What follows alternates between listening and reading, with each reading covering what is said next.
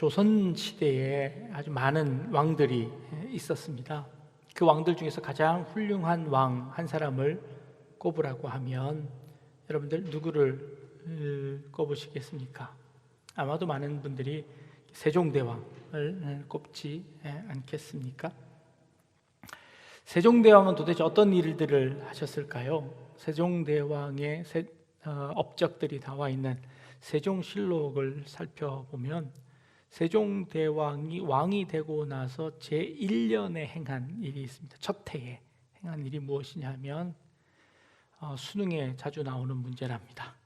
대마도 정벌이 세종대왕 첫 해에 있었다고 합니다. 대마도는 원래 누구 땅인가요? 네, 하와이는 미국 땅, 대마도는 일본 땅, 독도는 우리 땅이라고 열심히 노래를 불렀는데요. 이 대마도가 일본보다 한국에 더 가깝지요. 그래서 이 대마도에 사는 사람들이 자주 그 해안 지역, 부산 지역 해안 지역에 침투해서 양민들을 괴롭히는 일들이 참 많았답니다. 그래서 세종대왕 1년 때 첫 해에 군사를 이끌고 가서 그 대마도를 정벌해버리는 겁니다.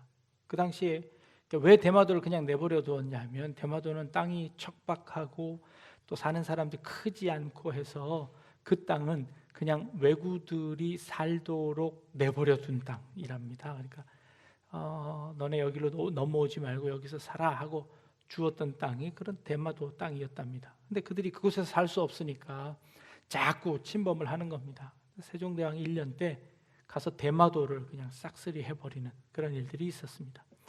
왕이 된 이후에 첫 번째 한 일이 대마도 정벌이었습니다. 사실 이 일은요, 세종대왕이 한 일은 아니고 세종대왕에게 왕위를 물려주었던 태종 이방원이 왕위는 물려주었지만 군사력은 여전히 그가 쥐고 있었답니다. 죽기 전까지. 그래서 이방원이 평생 수건 사업이었던 일들을 왕위를 물려준 이후에 바로 그 해에 군사들을 이끌고 가서 대마도를 정벌했다는 겁니다. 이 백성들을 위한 그런 일이었다고 합니다. 태종 이방원은요, 세종 4년에 죽습니다. 그리고 나서 세종도 역시 이제 남쪽 지역이 평안해지자 그 다음에 백성들의 원성이 높았던 것이 북쪽 지역 경계선이었습니다. 압록강과 두만강 지역에 이 오랑캐들이 많이 침범을 하자 4군 6진이라고 해서 압록강, 두만강 지역에 4군과 6개의 진을 두고 그 경계를 정확하게 하는 일들을 감당했습니다. 고려 말보다 이 영토가 북쪽으로 훨씬 더 올라가서 현재의 지금 그 경계를 이루는 그 지역까지를 영토로 삼고 그곳에 있는 오랑캐들을 잠잠하게 하는 그 일들을 이 세종대왕 때에 했던 일들입니다. 첫 번째 한 일 뭐라고요? 군사력을 강화시켜서 백성들을 안전하게 지키는 일을 가장 먼저 했습니다. 두 번째는요, 집현전을 만들었습니다. 그 집현전을 만든 이유가 뭘까요? 젊은 인재들을 등용해서 그들을 통해서 책을 집필하는데 농사직설이라는 책을 집현했습니다. 그것은 뭘 의미할까요? 백성들이 농사를 잘 지을 수 있도록 농사 짓는 법을 체계화하는 그런 책을 편찬하도록 했습니다. 치구기를 만들었습니다. 그리고 해시계, 물시계를 만들었습니다. 다 그거 뭐 하려고요? 농사 잘 지으려고 그렇게 했던 것입니다. 우리가 잘 아는 한글을 만들었죠. 훈민정음 왜 만들었죠? 백성들을 위한 창제였습니다. 그들이 읽고 쓸 수 있도록 만들기 위해서 그런 일들을 했다는 것이지요. 이 때가 가장 태평성대였다라고 우리가 이야기하는 겁니다. 그 태평성대였을 때 왕권은 굉장히 강력한 왕권을 가졌습니다. 군사력, 경제력, 이 모든 것들을 다 쥐고 그것을 컨트롤할 수 있는 그런 왕이야말로 정말 훌륭한 왕이었다라고 후대에도 칭하게 되어 있습니다. 백성들이 가장 원하는 군주는요, 신변의 안전을 지켜주는 왕, 그리고 경제적으로 잘 살 수 있도록 만들어주는 왕입니다. 지금 현대의 리더들은 어떤 사람이 훌륭한 리더일까요? 우리나라의 가장 훌륭한 리더는 어떤 리더일까요? 네, 북한의 위협으로부터 우리를 지켜주고 외세의 침입, 또 유혹, 외세의 여러 가지 공격들로부터 지켜주고, 그리고 잘 먹고 잘 살게 해주는 그 리더가 훌륭한 리더 아닐까요? 그때나 지금이나 우리들의 요구는 비슷한 것 같습니다. 그런데요, 오늘 하나님께서 이스라엘 백성들에게 이렇게 말씀하십니다. 너희에게 왕이 필요하거든, 왕이 필요하거든 이런 사람을 왕으로 삼아라 라고 말씀하시는데, 하나님께서 세우시는 왕의 조건은 지금 우리가 생각하는 그런 왕의 조건과 전혀 다른 왕의 조건을 제시하고 있는 모습을 봅니다. 하나님께서 제시한 왕의 조건은요, 첫 번째, 병마를 많이 두지 말라는 겁니다. 군사력을 많이 두지 말라는 겁니다. 그리고 아내를 많이 두지 말고, 그리고 은금을 많이 쌓아두지 말라는 겁니다. 이게 지금 우리가 생각하고 있는, 우리가 기대하는 좋은 임금이라고 생각하는, 좋은 지도자라고 생각하는 그 모든 조건을 뒤집는 조건입니다. 전혀 상반된 조건을 우리에게 말씀하시며, 이런 사람들을 왕으로 삼아라, 아니 왕이 되려는 사람은 꼭 이렇게 해야 된다라고 말씀하시는 겁니다. 실제로 모세 이후에 여호수아를 통해서 그 가나안 땅을 점령을 합니다. 그리고 이 여호수아 이후에 이스라엘의 첫 번째 왕인 사울 왕이 있기까지 약 한 430여 년의 시간이 있습니다. 그동안 이스라엘은 왕이 없었습니다. 430년쯤 되어서 사무엘이 사사로 다스릴 그때에, 마지막 사사로 다스리고 있을 그때에 사무엘의 아들들이 좀 시원치 않았습니다. 사무엘처럼 신실하지 못했고 여러 가지 악행들을 저지르자 이스라엘 백성들이 사무엘에게 와서 요구합니다. 우리도 다른 나라들처럼 우리에게 왕을 주십시오, 우리를 지켜줄 왕을 주십시오 하고 요구를 하게 되는 겁니다. 사무엘 선지자가 그때 이스라엘 백성들에게 이렇게 이야기합니다. 너희들이 지금 뭘 알고 이야기하는 거냐? 왕을 세우면 얼마나 어려운 일들이 생기는 건지 너희들 잘 아느냐 하고, 왕이 생기면 이런 일들이 있어야 된다라고 설명을 해줍니다. 왕은 그 나라를 이루기 위해서 군사를 뽑아야 하는데 너희 아들들을 데려다가 군사로 삼을 것이다. 그리고 그 아들들에게 일도 시킬 것이고 그 아들 너희들의 재산도 가지고 갈 것이다. 그래도 너희들 좋으냐? 라고 물어봅니다. 그때 백성들이 모두 다 한 목소리로 그래도 우리는 왕을 원합니다.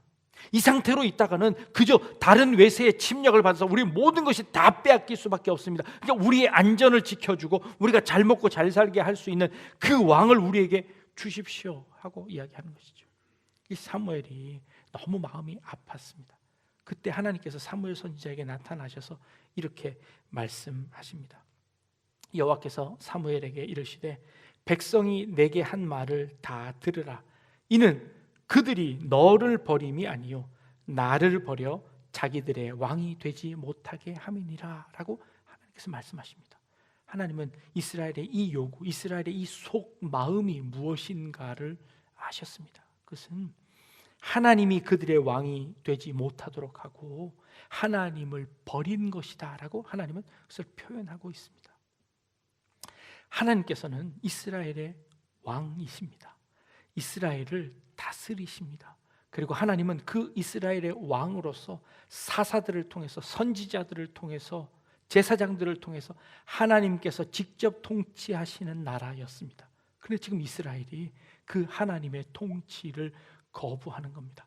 눈에 보이는 왕이 필요하다는 겁니다. 우리를 지켜줄 눈에 보이는 힘을 가진 그 왕이 우리에게 필요하니 그 왕을 우리에게 주십시오 라고 요구하는 것이었습니다. 하나님께서 그래서 이 사무엘에게 말하는 겁니다. 그들이 너한테 섭섭하게 하는 것이 아니라 오히려 나를 버려서 그들이 하나님이 그들의 왕이 되는 것을 버린 것이다 라고 하나님께서 말씀하시는 것입니다. 그리고 그들에게 왕을 주었습니다. 그 첫 번째 왕이 누구였나요? 사울이었습니다. 사울 왕은요, 키도 훤칠하게 컸습니다. 잘생겼습니다. 그래서 자신들을 잘 지켜줄 것이라고 생각했습니다. 그런데요, 결국 그 사울은 몰락하고 말았습니다. 결국 망하고 말았습니다. 눈에 보이는 힘을 가진 자, 좋게 보이던 그 세상적인 모든 기준들은 잘못된 것이었음을 드러내 보여주고 있습니다. 하나님의 마음에 합한 자 다윗이 그 뒤를 이어 왕이 되는 겁니다. 이 다윗은요, 스스로를 왕이라고 생각하지 않았습니다. 시편에 보면 항상 다윗은 이렇게 고백하십니다. 나의 왕이신 여호와여, 나의 힘이신 여호와여, 나의 주권자이신 여호와여. 다윗은 늘 고백하기를 내가 왕이 아니라 하나님이 왕이시라고 고백하고 있는 사람입니다. 그래서 그 사람이 왕이 된 것이지요. 하나님은 왕이 된 사람은 이렇게 지켜라 라고 말씀하셨습니다. 그 첫 번째가 병마를 많이 두지 말라는 것이었습니다. 말을 많이 두지 말라라는 것은 무엇을 의미하는 걸까요? 전쟁을 하려면요, 말이 필요합니다. 말을 많이 기르거나 말을 많이 소유한 사람 힘을 가집니다. 세계의 가장 넓은 영토를 차지했던 징기스칸은요, 한번 전투를 할 때 그 기마병들이요, 한 사람당 4마리에서 5마리 정도 말들을 끌고 다닌답니다. 그래서 그 4마리 말들이 번갈아 가면서 타는 겁니다. 그 번갈아 가면서 말을 타니 이 말이 지치지 않아서 더 멀리까지 갈 수 있는 것이죠. 그리고 그 5마리 말들이 한번 쫙 하고 지나가면 그곳이 아주 쑥대밭이 되어버리는 것이죠. 그렇게 해서 그 넓은 땅을 점령하게 되었다는 것이죠. 나폴레옹도 기마병을 잘 쓴 그런 지도자이기도 합니다. 말이라는 것은 그렇게 아주 유용한 그런 도구였지요. 그런데 그 말을 많이 두지 말라는 겁니다. 다윗이요, 블레셋과 전투에서 블레셋을 무찌르고 그 블레셋에 가지고 있는 모든 무기들을 다 빼앗습니다. 근데 빼앗아 보니까 그 무기들이 뭐가 있었냐면 성경은 이렇게 기록합니다. 그에게 마병 1,700명과 보병 2만 명을 사로잡아 병거 100대의 말만 남기고 다윗이 그 외의 병거의 말은 다 발에 그 힘줄을 끊었더라라고 기록합니다. 다윗이 전쟁을 했는데요, 그 블레셋과 이겨서 그 블레셋의 모든 말들을 다 사로잡았습니다. 포획했습니다. 그런데 이 다윗이요, 그 많은 말들을 100마리만 남겨두고 나머지 모든 말들의 뒷힘줄을 다 끊어버리는 겁니다. 아니, 길러도 더 많이 길러도 시원찮을 판에 빼앗은 그 말의 뒷힘줄까지 다 끊어버리는 것은 도대체 왜 그러는 걸까요? 다윗은 믿었습니다. 전쟁은 하나님께 속한 것이지 인간이 생각하는 이 말의 숫자에 속해 있지 않다는 것을 다윗은 깨달았습니다. 그 많던 말을 가지고 있던 그 블레셋도 몇 마리 가지고 있지 않은 그 볼품없는 이스라엘의 군대로서 그 블레셋 모든 군대들을 다 이길 수 있었다는 것을 다윗은 경험했습니다. 그래서 그 말의 힘줄들을 끊어버리는 겁니다. 더 이상 힘을 쓸 수 없도록 만드는 것이죠. 그저 농사일 돕도록 만드는 것이고 식용으로 먹을 수 있도록 만들어버리는 것이 전쟁에는 사용할 수 없도록 말 뒷 힘줄을 끊어버리는 겁니다. 하나님을 의지하는 것입니다. 세상을, 손에 있는 힘을, 무기를 의지하지 않겠다고 선언하는 행동이었습니다. 그의 아들 솔로몬은 어땠을까요? 성경에 보니까요, 솔로몬의 병거의 말 외양간이 4만이요 마병이 12,000명이다 라고 열왕기상에 기록하고 있습니다. 솔로몬은요, 말이 몇 마리인지는 셀 수도 없지만 말을 기르는 그 마구간의 숫자가 4만 개나 되었다고 합니다. 어마어마하지요. 솔로몬은요, 굉장히 무역에 능한 사람이었습니다. 그래서 그 아시아에 있는 그 초원에서 길러진 말들을 데려다가 그것을 이 중간에 있는 무역상을 통해서 애굽으로 또 유럽으로 이 말을 수출하는 일들을 이 솔로몬이 했었답니다. 이 솔로몬이 부가 바로 그것 때문이었답니다. 그래서 애굽으로 보내는 겁니다. 애굽으로 절대 돌려보내지 말라고 하셨는데 이 솔로몬이 그 무역상을 한 겁니다. 그리고 그 무역상을 하면서 자신은 어마어마한 기병들을 길러내고 있었습니다. 왕권을 위해서, 왕권 강화를 위해서, 훌륭한 리더가 되기 위해서, 힘 있는 리더가 되기 위해서 솔로몬은 그 많은 말들을 두었다는 것이죠. 솔로몬의 아버지 다윗은 그 말의 힘줄을 끊어서라도 그 말씀을 지키려고 했는데 솔로몬은 더 많은 부를 축적하기 위해서 그렇게 행하는 모습을 보는 겁니다. 두 번째로요, 아내를 많이 두지 말랍니다. 일부일처제를 강조하려고 하는 것 아닙니다.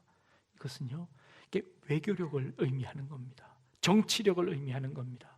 이 여러 아내를 둔다는 것은 무엇을 의미하는 걸까요? 그 나라와 화친하는 겁니다. 그 나라와 화친하며 그 딸을 이 아내로 삼는 겁니다. 일가 친척들을 이렇게 아내로 삼아서 볼모로 잡는 것이지요. 그래서 그 결혼 관계가 유지되어지는 그 상황 속에서는 그 나라와 관계도 유지되는 것이지요. 솔로몬에게 얼마나 많은 후궁들이 있었나요? 700명의 후궁이 있었고 300명의 첩이 있었답니다. 세상적으로 보면요, 굉장히 외교를 잘한 왕이었습니다. 외교적으로 아주 능숙한 왕이었습니다. 모든 나라와 다 화친했습니다. 이스라엘 주변에 있는 모든 군소 나라들, 크고 작은 나라들과 다 외교 관계, 좋은 관계를 맺었습니다. 이 정치 잘하는 것 아닐까요? 그러나 그 와중 속에서 이 솔로몬이 노렸던 건 뭘까요? 네, 정치적인 이 외교적인 이 술수를 통해서 자신들의 안전을 담보하는 것이었습니다. 우리의 안전이 그들과 화친을 맺는 것으로. 그래서 그 솔로몬 때 이미 여러 우상들이, 그 여러 이방 민족들에서 온 그 후궁들이, 첩들이 가지고 온 우상들이 이스라엘에 넘치게 되었습니다. 산당들이 넘치게 되어 버렸습니다. 솔로몬이 그렇게 하면 안전하고 부강한 나라가 될 것이라고 생각했던 그 모든 것들이 결국에는요, 그 솔로몬의 발목을 잡게 되었습니다. 솔로몬 때 이스라엘은 두 나라로 갈라지게 되었습니다. 그리고 그 힘은 다 잃어버렸습니다. 솔로몬의 말년에 그가 이렇게 고백합니다. 헛되고 헛되니 모든 것이 다 헛되도다. 내가 그렇게 지키려고 했고 내가 그렇게 끌어모으려고 했던 그 힘, 재산, 경제력, 정치력, 외교력, 이 모든 것들이 다 헛되다는 것을 깨달았습니다. 그리고 하나 꼭 붙잡을 수 있는 것, 하나님의 말씀만이 영원하다고 솔로몬이 고백하는 것입니다. 왕이 되려는 자는 그 율법서를 복사해서 제사장들에게 나누어 주고 그 제사장들은 그것을 날마다 왕 앞에 읽어서 그 말씀이 어떠한가를 깨닫고 그 말씀대로 살려고 노력하는 그런 왕을 삼아라 라고 말씀하셨습니다. 하나님의 말씀만이 우리를 지키실 수 있습니다. 우리에게 힘이 필요합니다. 우리에게 경제력이 필요합니다. 그 반드시 우리에게 있어야 합니다. 그러나 그것이 우리의 목표가 아닙니다. 그것은 한낱 도구에 불과한 것입니다. 그 도구는 필요에 따라서 하나님께서 우리에게 주실 수도 있고 하나님께서 그거 가져가실 수도 있습니다. 그러나 지금 우리가 붙잡아야 하는 것은 바로 하나님을 왕으로 모시고 그 하나님의 말씀에 귀 기울이는 것이야말로 정말 우리가 살아갈 수 있는 그런 말씀이라는 것을 우리에게 가르쳐 주고 있습니다. 이스라엘에 제대로 된 왕이 또 누가 있었을까요? 이스라엘에 제대로 된 왕이 또 누가 있었을까요? 없었습니다. 그런데요, 이 하나님의 이 왕의 제도의 말씀을 가장 잘 순종한 유대인의 왕이 한 사람이 있었습니다. 그 왕은 누구였을까요? 바로 예수 그리스도였습니다. 예수님은요, 유대인의 왕으로 오셨습니다. 빌라도가 예수님을 붙잡은 이후에 이렇게 물어봅니다. 네가 유대인의 왕이냐? 라고 빌라도가 묻습니다. 그러자 예수님이 뭐라고 말씀하셨을까요? 네 말이 옳도다 라고 대답하십니다. 근데 요 물어보는 요 문구가요, 마태, 마가, 누가, 요한복음 4복음서에 공이 기록되어 있습니다. 똑같이 기록되어 있습니다. 빌라도가 묻습니다. 너 유대인의 왕이냐? 라고 묻습니다. 그랬더니 예수님께서 그래, 내가 유대인의 왕이다 라고 말씀하십니다. 근데 예수님은 유대인의 왕으로 오셨습니다. 그런데 정치적, 경제적 힘을 포기하셨습니다. 말도 가지지 않으셨습니다. 아내도 가지지 않으셨습니다. 은금도 가지지 않으셨습니다. 결국 예수님은요, 아무것 가지지 않으시고 십자가 선택하셨습니다. 그리고 예수님의 십자가 위에 뭐라고 썼나요? 유대인의 왕이라고 썼습니다. 유대인들은 그런 메시아를 기대했습니다. 그들이 기대한 메시아는 어떤 왕이었나요? 힘을 가진 왕이었습니다. 정치적 지도력을 가진 왕이었습니다. 그런 리더를 원했습니다. 자신을 구해줄 왕을 원했습니다. 정치적으로 그들을 로마의 속박 가운데서 구해줄 왕을 기대했습니다. 굶주린 가운데서 그들을 해결해줄 그럴 왕을 기대했습니다. 그런데 유대인의 왕으로 왔는데 그는 십자가를 졌습니다. 예수님을 조롱하면서 유대인의 왕이라는 편말을 붙였습니다. 그것을 떼려고 하자 빌라도가 가만히 두어라 라고 말합니다. 왜요? 그 편말이 있어야 이 예수를 반역자로 몰 수 있었기 때문이었던 것 같기도 합니다. 어찌되었건 예수님은 유대인의 왕으로 오셨고 또 유대인의 왕으로 죽으셨습니다. 그러나 이 예수님께서는 이 하나님께서 말씀하신 이 말씀처럼 아무것도 가지지 아니하신 그런 왕이셨습니다. 실패한 줄 알았습니다. 그것으로 끝인 줄 알았습니다. 그런데요, 주님께서 부활하심으로 말미암아 참된 왕으로서의 사명을 감당하셨습니다. 사실 이 일이 쉽지 않았습니다. 그래서 예수님께서는 마지막 날 저녁까지도 할 수만 있거든 이 잔을 내게서 옮겨주십시오. 나 하나님 말씀 듣기 너무 힘듭니다. 밤새 기도하시다가 결국 이렇게 결정하셨죠. 나의 원대로 마옵시고 아버지의 원대로 하옵소서라고 기도하시고 그 왕의 길을 걸어가시는 겁니다. 그 왕의 길을 뚜벅뚜벅 한 걸음 한 걸음 걸어가셔서 하나님의 말씀을 이루시며 순종하시며 유대인의 왕으로서 죽임을 당하셨습니다. 이 예수님께서, 이 하나님께서 책정해 놓으신 이 왕의 제도를 가장 잘 따른 유대인의 왕이셨습니다. 베드로전서 2장에 주님께서 또 베드로 통해서 이렇게 이야기하십니다. 지금 이 시대를 살아가고 있는 여러분들에게 너희들은 하나님의 택하신 족속이요 왕 같은 제사장들이요 거룩한 나라요 그의 소유가 된 백성이니 이는 너희를 어두운 데서 불러내어 그의 기이한 빛에 들어가게 하신 이의 아름다운 덕을 선포하게 하려 하심이라 라고 말씀하십니다. 우리가 누구라고요? 왕 같은 제사장이랍니다. 우리가 왕이랍니다. 이 세상을 살아갈 여러분들이 다 하나님께서 세우신 왕인 줄 믿습니다. 그러면요, 우리는 왕으로서 어떻게 살아가야 할까요? 우리가 의지해야 할 것은 무엇일까요? 다윗처럼 하나님이 우리의 진정한 왕이십니다. 하나님이 우리의 진정한 왕이십니다 라고 고백하면요, 그리고 우리는 그 하나님께서 맡기신 이 시대를 살아가는 내 가정에 하나님의 맡기신 분봉왕으로서 살아가는 것이죠. 그러려면 어떻게 해야 할까요? 어떻게 해야 할까요? 병마를 많이 두지 말고 아내를 많이 두지 말고 은금을 많이 소유하지 말고 어떻게 해요? 하나님을 진정한 왕으로 섬기고 살아가는 그 삶이야말로 우리에게 주어진 삶이라고 말씀하고 계시는 겁니다. 지금 이 시대에 우리는 무엇을 원합니까?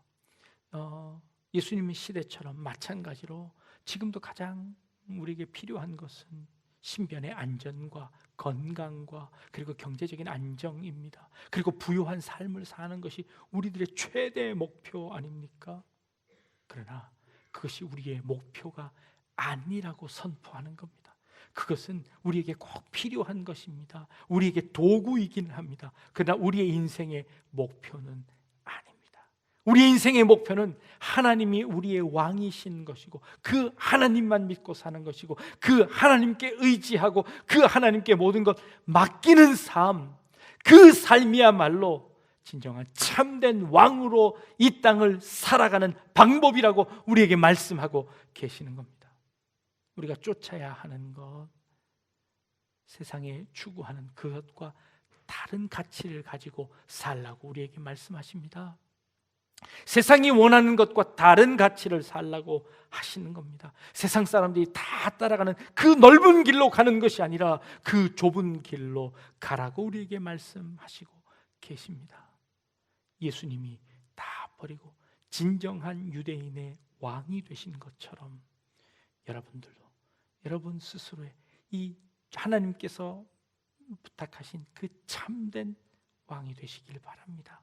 여러분들의 가정에서 또 여러분들의 인생에서 하나님을 진정한 왕으로 모시고 그리고 그 왕의 명령을 순종하는 그런 작은 왕으로서 여러분들 왕 같은 제사장으로서 살아낼 수 있는 그런 우리 성도님들 다 되실 수 있기를 주님의 이름으로 축복합니다. 기도하겠습니다. 하나님, 세상이 원하는 왕, 세상이 원하는 지도자들은 세상의 것들을 얻기 위해서 노력하지만 하나님께서는 그것이 다가 아니라고 말씀하십니다. 그것보다 더 중요한 것이 있음을 깨닫게 하시는 이 말씀 저희들이 순종하게 하여 주시며 우리 인생의 우리의 삶의 진정한 왕은 오직 하나님 한 분이심을 깨달아 하나님의 주권 가운데 모든 것들을 맡기고 믿음으로 살아갈 수 있는 저희들의 삶이 되게 하여 주옵소서. 감사드리며 예수님의 이름으로 기도합니다. 아멘.